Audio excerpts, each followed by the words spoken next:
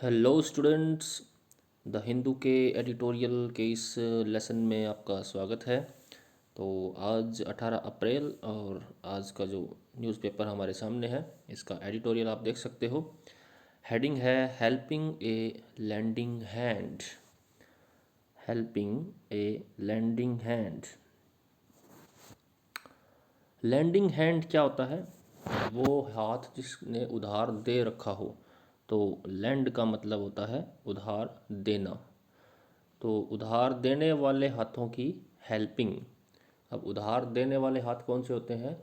Government के जो sector government sector में जो बैंक्स होते हैं, प्राइवेट सेक्टर के बैंक, गवर्नमेंट सेक्टर के बैंक, वो उधार देते हैं लोगों को। लेते भी हैं और देते भी हैं। तो फिलहाल जो कोरोना के कारण जो क्राइसिस हुई है, जो समस्या आई है, उसमें आरबीआई ने कल एक प्रेस कॉन्फ्रेंस की थी, आरबीआई के गवर्नर ने। तो उन्होंने कुछ मेजर्स लिए हैं, कुछ उपाय बताए हैं, कुछ स्टेप्स उठाए हैं जिससे बैंकों को मदद मिल सके। तो उसके ऊपर बेस्ड है ये हमारा आज का एडिटोरियल, हेल्पिंग ए लैंडिंग हैंड।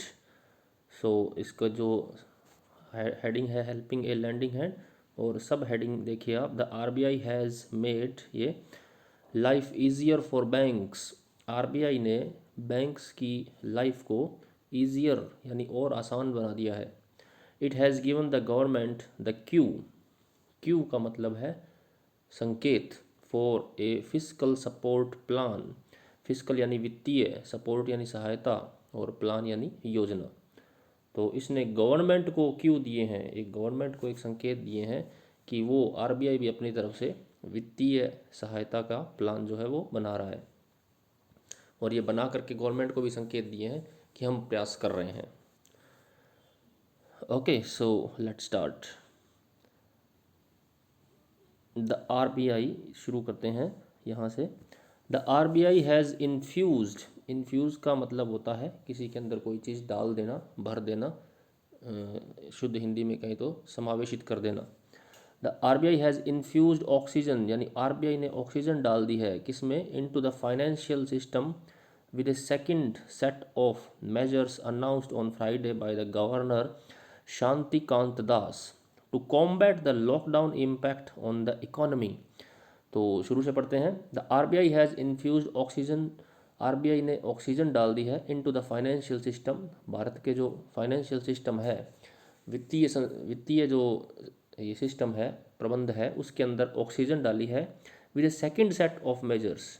यानी मेजर्स का एक दूसरा सेट लेके आए हैं। वो मेजर्स यानी उपाय, उनका एक दूसरा सेट लेके आए हैं। पहले भी लाए थे। अनाउंसड ऑन फ्राइडे, जो उन्होंने फ्राइडे को अनाउंस किया है, वो उपाय किसने किए हैं? बाय शांति कांत दास। शांति कांत दास जो आरबीआई के गवर्नर हैं, उन्होंने वो मेजर्स हैं अनाउंस किए हैं।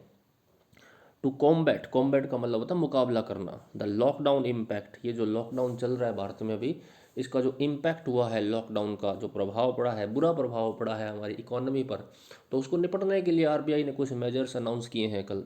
उसकी बात हो रही है ऑन द इकोनॉमी। हमारी इकोनॉमी पर जो लॉकडाउन का इम्पैक्ट पड़ रहा है, उससे कॉम्बैट करने के लिए शांतिकांत दास जो कि गवर्नर हैं आरबीआई के, उन्होंने फ्राइडे को अनाउंस किए हैं मेजर्स, और वो मेजर्स का सेकंड सेट अनाउंस किया है। और उसने हमारे इस फाइनेंशियल सिस्टम में ऑक्सीजन डालने का काम किया है। आरबीआई ने ऑक्सीजन डाली है अपने मेजर से। यानी ऑक्सीजन डालने से मतलब है कि जान भर दी है, एक नई जान भर दी है, एक संजीवनी बूटी प्रदान की है। Okay, next sentence. Most are aimed at maintaining liquidity. तो ज़्यादातर जो उपाय हैं वो, उनका एम क्या है? मोस्ट आर एम्ड एट, उनका उद्देश्य है मेंटेनिंग लिक्विडिटी। लिक्विडिटी को मेंटेन करने का उद्देश्य है। लिक्विडिटी से तात्पर्य है कैश से, कि मार्केट में कैश जितना ज़्यादा होता है, हम कहते हैं मार्केट में लिक्विडिटी ज़्यादा है। लिक्विडिटी को हिंदी में तरलता कहते हैं, और इकोनॉमिक लैंग्वेज में तरलता का मतलब होता है बाज़ार में कैश की उपलब्धता। कई बार बाज़ार में कैश नहीं होता है लोगों के पास, लोग इन्वेस्ट कर देते हैं, बैंकों में जमा करवा देते हैं, एफडी करवा देते हैं, इसलिए लोगों के पास पैसा कम बचता है खर्च करने के लिए। तो जब लोग खर्च नहीं करेंगे तो इकोनॉमी हमारी वीक हो जाती है। बहुत सारे सेक्टर्स ऐसे होते हैं जहां मनी की प्रॉब्लम हो जाती है। तो फिर हम उस स्थिति को कहते हैं कि बाज़ार में लिक्विडिटी नहीं है। और जब लोगों के पास पैसा होता है, लोग बैंक में जमा नहीं करवाते हैं, ज़्यादा इन्वेस्टमेंट नहीं करते हैं और ख़र्चा करते हैं, तब हम कहते हैं कि मार्केट में लिक्विडिटी है। तो मार्केट में लिक्विडिटी का होना बहुत ज़रूरी है किसी भी इकोनॉमी के लिए। अब लिक्विडिटी कम या ज़्यादा कैसे हो जाती है? जैसे बैंक ब्याज देते हैं, एफडी करते हैं, सेविंग्स पे ब्याज देते हैं, और भी बहुत सारी स्कीमें होती हैं जिसमें लोग पैसा जमा कराना पसंद करते हैं।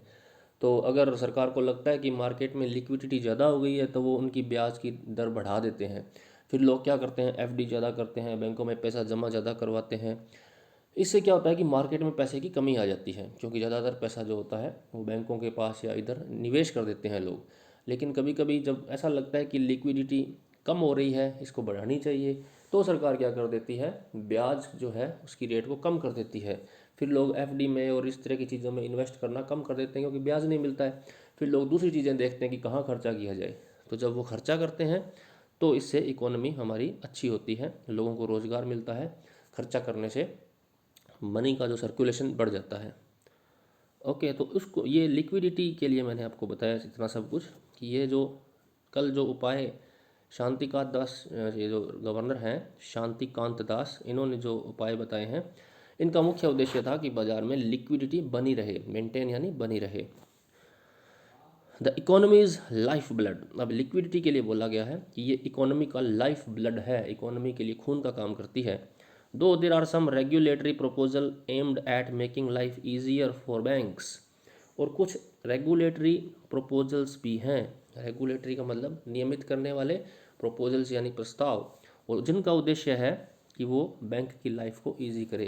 यानी एक तो उद्देश्य ये था कि लिक्विडिटी मेंटेन करे, और दूसरा उद्देश्य ये बताया है कि बैंकों की लाइफ आसान किस तरह से की जाए, उस पर भी उन्होंने कल कुछ उपाय सुझाए हैं। ओके, बैंक्स के बाद एनबीएफसीज के लिए भी हैं। एनबीएफसी की फुल फॉर्म होती है non banking financial corporations.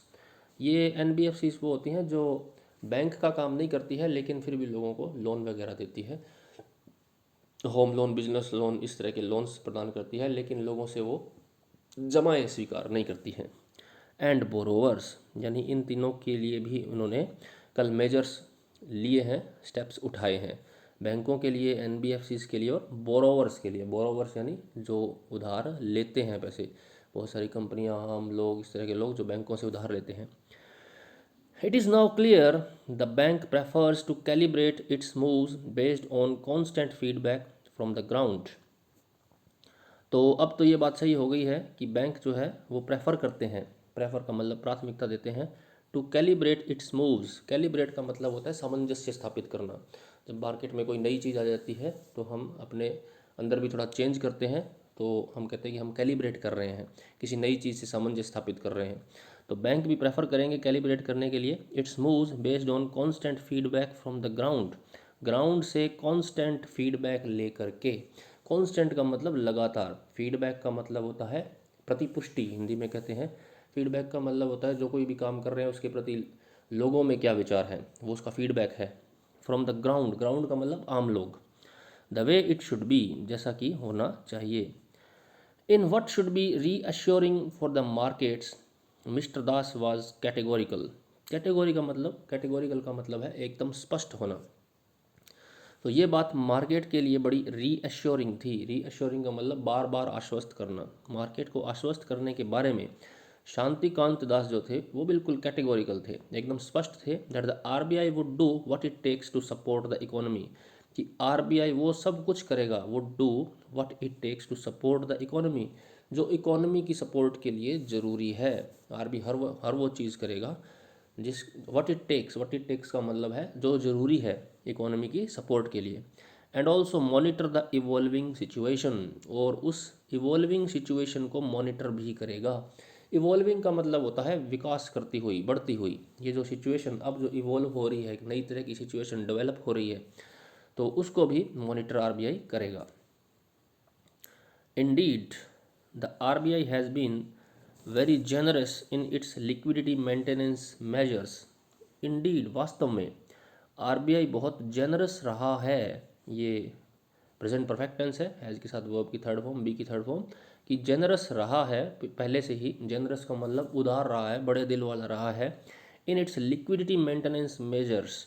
Liquidity maintenance के जो उपाय हैं उन उपायों के मामले में आरबीआई बड़ा ही दिलदार, बड़ा ही उदार रहा है, जेनरस रहा है इन रिसेंट टाइम्स, इन दिनों में, and particularly so after the lockdown began in March, और ख़ास करके जब से लॉकडाउन शुरू हुआ है मार्च के अंदर, तब से आरबीआई जो है वो काफ़ी जनरस रहा है लिक्विडिटी के मामले में, यानी बाज़ार में लिक्विडिटी बनी रहे, तरलता बनी रहे, कैश बना रहे खरीदने के लिए। There will surely be consequences for the economy, हालांकि इसके इकोनॉमी पर प्रभाव पड़ेंगे आगे, कहने का मतलब बुरे प्रभाव पड़ेंगे, ये जो आरबीआई अभी मेजर्स ले रहा है, क्योंकि लॉकडाउन के बाद बहुत ज़्यादा प्रॉब्लम हुई है लोगों को पैसे कमाने में और खर्च करने में, तो ये जो स्टेप्स उठाए हैं आरबीआई ने, इसका आगे कॉन्सिक्वेंसेस तो मिलेंगे हमें, कॉन्सिक्वेंसेस का मतलब है परिणाम, but that is worry for another day, परंतु अब उसके बारे में चिंता करने का समय नहीं है, वो जो वर्री है हम किसी और दिन करेंगे। फिलहाल तो इमरजेंसी की सिचुएशन है, तो किसी भी तरह से मार्केट में लिक्विडिटी बनी रहे, लोगों के पास पैसा बना रहे खर्च करने के लिए। The overreaching objectives now should be to keep the economy afloat. Overreaching का मतलब मुख्य उद्देश्य, ऑब्जेक्टिव यानी उद्देश्य, ओवर रीचिंग का मतलब समावेशी, जो सबको समाहित करता हो।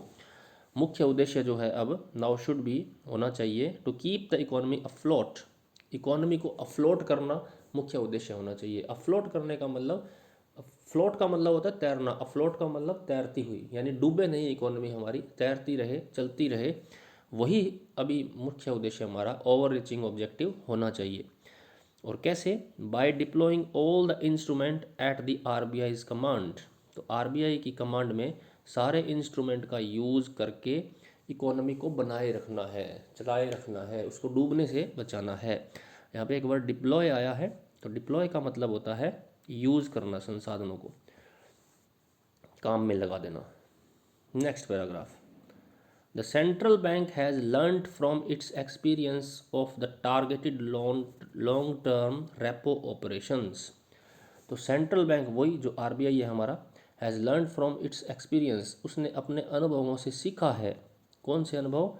इन अनुभवों से, targeted long term repo operations, long term repo operations. देखिए रेपो रेट के बारे में आपने सुना होगा, रिजर्व बैंक जो है वो दूसरे बैंकों को लोन देता है तो उसको रेपो रेट कहते हैं, और बैंक आरबीआई को भी वापस लोन देते हैं, अपना पैसा जमा रखते हैं आरबीआई के पास भी, तो उसको रिवर्स रेपो रेट बोलते हैं। तो इसमें भी उन्होंने कुछ सुधार किए हैं और इनसे कुछ सीखे भी हैं अपने लॉन्ग टर्म रेपो ऑपरेशन से। Till now when banks prefer to deploy the funds in bonds of PSUs, till now अब तक, when banks prefer to deploy the funds, banks अपने फंड्स को कहाँ लगाते थे? डिप्लॉय पहले भी आया था, मैंने बताया था, डिप्लॉय का मतलब होता है काम में लगाना। तो बैंक जो थे अपने फंड्स को कहाँ प्रेफर करते थे लगाने में? फंड यानी बैंक के पास जो पैसा इकट्ठा होता था उसको कहाँ लगाने की कोशिश करते थे? Bonds of PSUs, public sector unit, public sector unit वो जो सरकारी कंपनियां होती हैं उनके बॉन्ड्स में लगाना पसंद करते थे। एंड लार्ज कॉरपोरेट्स, और बड़ी बड़ी कंपनियों के अंदर लगाना पसंद करते थे। The RBI has called out this risk of attitude of the banks while announcing a further 50,000 crore TLTRO, ये वही हो गया targeted long term repo operations. तो आरबीआई ने कॉल आउट किया है, कॉल आउट का मतलब होता है बुलाना, जब इमरजेंसी हो जाती है, जब हम किसी को बुलाते हैं इमरजेंसी के अंदर, तो उस फ्रेजल वर्ब को यूज़ किया जाता है कॉल आउट। तो आरबीआई ने उस रिस्क ऑफ एटीट्यूड जो बैंक का है, कि बैंक भी कभी कभी रिस्क लेना नहीं चाहते हैं और अपने फंड को पीएसयू में लगाते हैं, ये देखिए पीएसयू में, और लार्ज कॉरपोरेट्स के फंड में लगाते हैं, तो वो अपना पैसा एक्चुअल में सेफ रखने की जुगाड़ में सरकारी कंपनियों में पैसा लगा देते हैं, बड़े बड़े औद्योगिक घरानों में पैसा लगा देते हैं। इससे आम पब्लिक के पास वो पैसा नहीं पहुंच पाता है, जिनको वास्तव में ज़रूरत होती है उनको वो पैसा नहीं मिल पाता है, भले ही उनको उधार लेना हो। तो आरबीआई ने इस रिस्क ऑफ एटीट्यूड को, ये जो बैंकों का रिस्क ऑफ एटीट्यूड है कि वो भी रिस्क लेने से बचना चाहते हैं, उस प्रॉब्लम को कॉल आउट किया है, यानी उसको संबोधित किया है कि ऐसा नहीं होना चाहिए। तो उन्होंने 50,000 करोड़ का ये TLTRO अनाउंस किया है, ये पैकेज अनाउंस किया है। All of this has to be invested in bonds and paper of NBFCs। तो ये जो 50,000 करोड़ रुपया है ये NBFCs के पेपर्स में और बॉन्ड्स में इन्वेस्ट किया जाएगा। एंड माइक्रो फाइनेंस इंस्टीट्यूशन, और माइक्रो फाइनेंस इंस्टीट्यूशंस जो है, जो छोटे छोटे लोन देती हैं, छोटे आदमियों को छोटे छोटे लोन देती है, उनमें इन्वेस्ट करने का फैसला किया है। अब देखिए इनमें इन्वेस्टमेंट करने का फ़ायदा ये होगा कि आम पब्लिक को पैसा मिलेगा। ये जो बैंक जो हैं अपना रिस्क बचाने के लिए बड़ी बड़ी कंपनियों में और बड़े बड़े घरानों में पैसा इन्वेस्ट कर देते हैं, इससे आम लोगों को पैसा मिलने में दिक्कत हो जाती है। तो RBI ने ये स्टेप उठाया है कि वहाँ पर ना इन्वेस्टमेंट करके ये 50,000 करोड़ रुपए जो है इसके लिए रखे हैं ताकि NBFCs और माइक्रो फाइनेंस इंस्टीट्यूशन में बैंक अपना पैसा लगाएं, जिससे कि छोटे जो बोरोवर्स हैं उनको फ़ायदा मिल सके। द रिस्पॉन्स, यहाँ से शुरू करते हैं। The response to the next round of TLTRO will be interesting to watch. अब ये जो दूसरा राउंड जो TLTRO का RBI ने चलाया है, इसका रिस्पॉन्स देखना इंटरेस्टिंग रहेगा। It will be interesting to watch, interesting रहेगा। Similarly by reducing the reverse repo rate by another 25 basis point, और इसी तरह से उन्होंने रिवर्स रेपो रेट जो है उसका भी ब्याज 25 बेसिस पॉइंट घटा करके 3.75% कर दिया है, यानी पहले 4% था। तो रिवर्स रेपो रेट जो मैंने पहले ही आपको बताया कि RBI बैंकों को जो कर्ज देता है वो रेपो रेट होता है, जिस रेट पर देता है, और बैंक वापस RBI में जमा करते हैं अपना पैसा, उसको रिवर्स रेपो रेट कहते हैं। तो अब रिवर्स रेपो रेट की जो इंटरेस्ट की जो रेट है वो 3.75% ही कर दी है, पहले 4 थी। इससे क्या होगा कि बैंक अपना पैसा रिजर्व बैंक के पास वापस जमा करने में थोड़ा सा हतोत्साहित होंगे, क्योंकि ब्याज कम मिलेगा, तो वो आगे लोगों को लोन देने में ज़्यादा इंटरेस्ट दिखाएंगे, क्योंकि वहाँ से उनको ब्याज ज़्यादा मिलेगा। The RBI has made it further more unattractive for banks to indulge in lazy banking. तो RBI ने इस मूव से, ये जो रिवर्स रेपो रेट कम की है, इससे बैंकों के लिए लेजी बैंकिंग अनअट्रैक्टिव बना दी है। Unattractive for banks to indulge, indulge का मतलब होता है शामिल होना, किसी चीज़ में इन्वॉल्व हो जाना। तो ज़्यादातर ये लेजी बैंकिंग एक टर्म बताई है, कुछ बैंक ऐसे होते हैं जो इस लेजी बैंकिंग टर्म में इन्वॉल्व हो जाते हैं। यही है लेजी बैंकिंग, कि आप रिस्क ना लें और ऐसी चीज़ों में इन्वेस्ट कर दें जहां रिस्क बिल्कुल ही ना हो, भले ही इंटरेस्ट कम आए। तो जैसे हम भी यही सोचते हैं कि हम कभी कभी अपना पैसा उन जगहों पे लगाना चाहते हैं जहाँ पे इंटरेस्ट भले ही कम आए लेकिन हमारा पैसा डूबने का खतरा कम हो, लेकिन ऐसी कंडीशन में फिर जो तरक्की है वो रुक जाती है। तरक्की तो रिस्क लेने पर ही होती है। तो RBI ने लेज़ी बैंकिंग को थोड़ा सा डाउन करने के लिए, लेज़ी बैंकिंग को हतोत्साहित करने के लिए ये स्टेप उठाया है। एक तो रिवर्स रेपो रेट है ये कम कर दी है, और दूसरा ये है कि उनको बोला है कि वो स्मॉल फाइनेंसिस कंपनीज हैं, NBFC हैं, उनमें ज़्यादा पैसे अपने लगाए और स्मॉल बोरोवर्स को पैसे ज़्यादा दे। तो ये लेज़ी बैंकिंग की जो अवधारणा थी वो यही थी कि बड़े बड़े औद्योगिक घरानों और पब्लिक सेक्टर यूनिट में अपना पैसा इन्वेस्ट कर देना ताकि इंटरेस्ट फिक्स आए। तो इसको हतोत्साहित करने के लिए RBI ने सारे कदम उठाए हैं। By parking excess funds with the central bank rather than lend.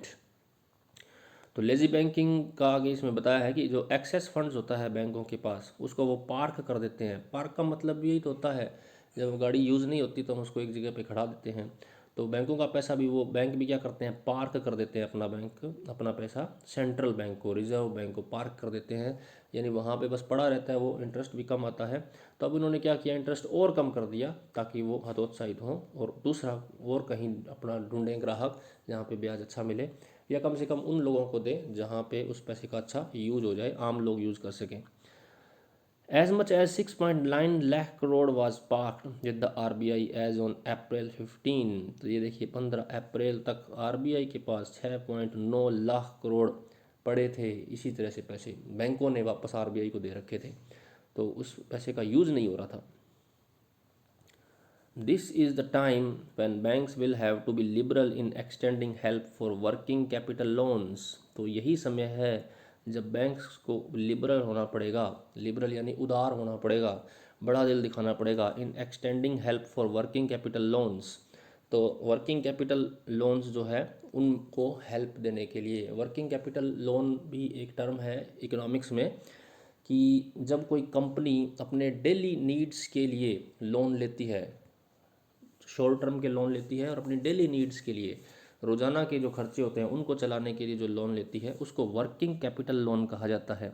तो वर्किंग कैपिटल लोन के लिए बैंक्स जो हैं वो लिबरल होंगे, ज़्यादा लोन देंगे। अब जब वर्किंग कैपिटल के लिए जब लोन पैसे देंगे तो तरक्की आएगी, रोज़ाना के काम होंगे और लोगों को पैसा भी मिलेगा, तनख्वाहें भी मिलेंगी, तो इस तरह से मनी ज़्यादा सर्कुलेट होगा और सभी का काम चलेगा फिर।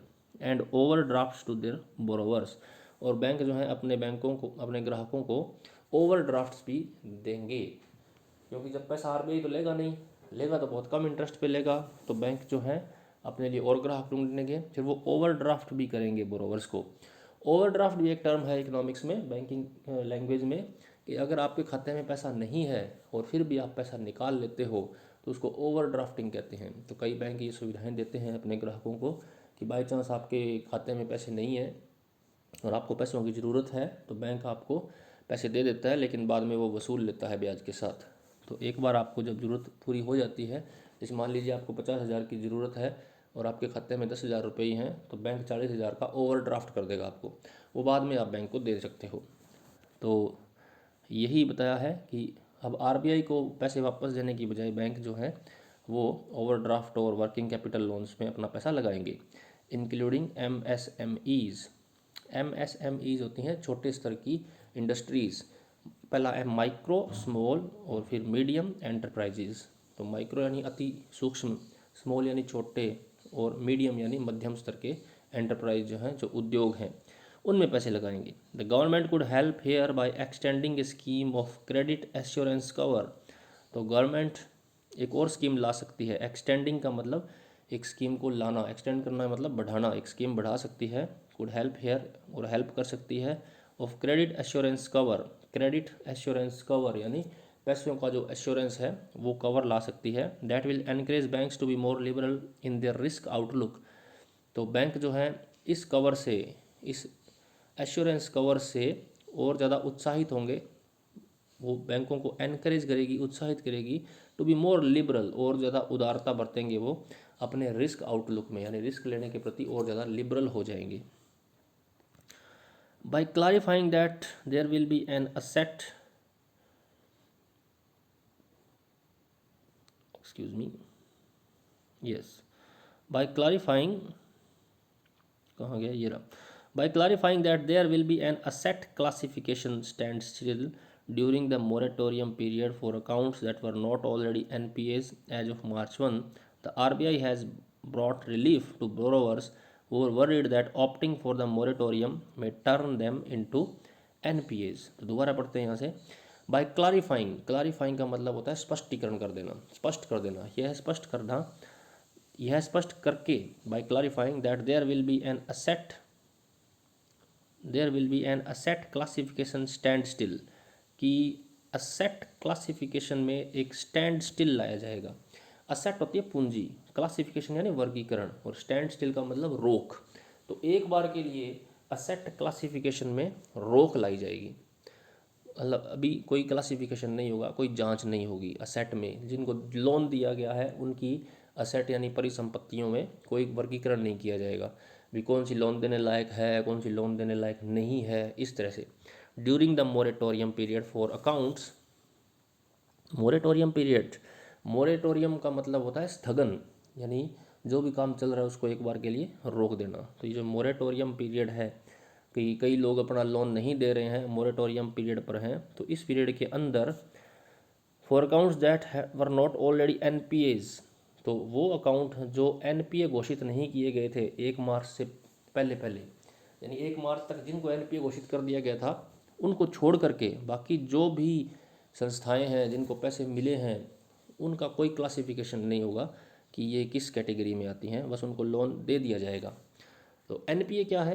Non performing assets. Non performing asset का मतलब है कि ऐसे उद्योग या ऐसे संस्थाएं जिनसे लोन वापसी की उम्मीद बहुत कम है, वो अपना काम नहीं कर रहे हैं, उन्होंने लोन तो ले लिया है लेकिन वापसी की उम्मीद बहुत कम है, तो फिर कोई और तरीके अपनाते हैं वो अपना पैसा निकालने के लिए, तो वो एनपीए है।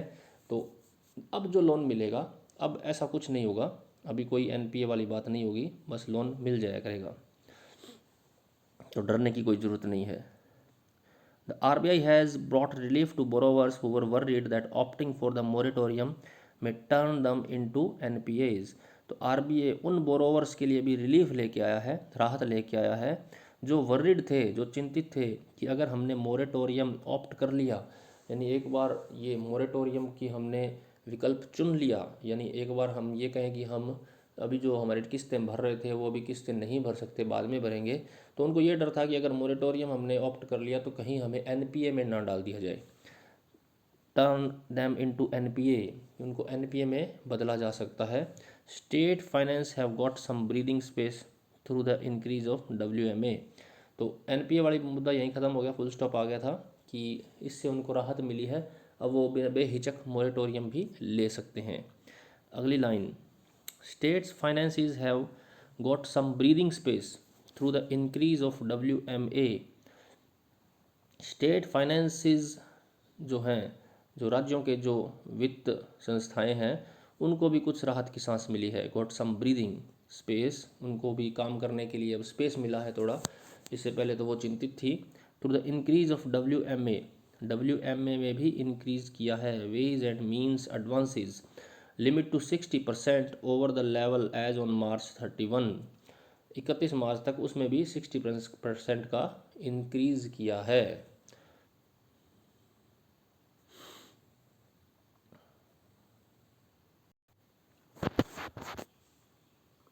वेज एंड मीन्स एडवांसेस में 60% की लिमिट जो है वो इंक्रीज़ की है।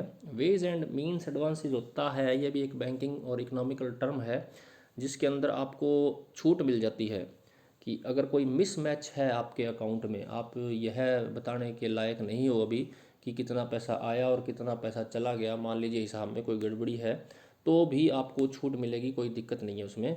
आप एक बार जिस जैसा है वैसा काम आप करते रहिए, वरना कभी कभी ऐसा होता है कि अगर ये पकड़ में आ जाता है मिसमैच तो आपकी फंडिंग रुक सकती है, लेकिन इस बार यह भी छूट दे दी है स्टेट फाइनेंसिस को। तो इसको कहते हैं ways and means advances, limit to 60% over the levels as on March 31। The special refinance facility of ₹50,000 crore extended to NABARD, SIDBI and NHB will help these institutions to prop up their respective constituents। तो इन संस्थाओं को, नाबार्ड को, सिडबी को और NHB को 50,000 करोड़ की help extend की गई है, बढ़ाई गई है मदद इनको, ताकि ये भी हेल्प, इन इंस्टीट्यूशन की हेल्प हो टू प्रॉप अप का मतलब सुधार कर लेना, ताकि ये भी अपने रेस्पेक्टिव कंस्टिट्यूएंट्स में सुधार कर सकें, जो इनके घटक हैं, कंस्टिट्यूएंट्स का मतलब घटक हैं, उनमें ये सुधार कर सकें। Okay, next, the central bank has done what it can. Central bank ने वो सब कुछ कर दिया है जो ये कर सकता था, जो कुछ वो कर सकता था सेंट्रल बैंक ने वो कर दिया है। It is now over to the government for the fiscal support package. अब गवर्नमेंट की बारी है कि वो कौन सा फिस्कल सपोर्ट पैकेज लेके आती है। फिस्कल का मतलब वित्तीय, सपोर्ट का मतलब सहायता, और पैकेज का मतलब है एक पैकेज, पूरा एक योजनाओं का एक समूह, उसको हम पैकेज बोल सकते हैं। तो गवर्नमेंट अब देखते हैं कि क्या फिस्कल सपोर्ट पैकेज लाती है। सो नेक्स्ट है ए सीज़न ऑफ चेंज, ये अपने करेंगे नेक्स्ट वीडियो में। तो कैसा लगा ये आपको वीडियो? अगर कोई प्रॉब्लम हो, अगर कोई सजेशन हो तो कमेंट ज़रूर करिए और चैनल सब्सक्राइब ज़रूर करिए। Thank you very much, good bye.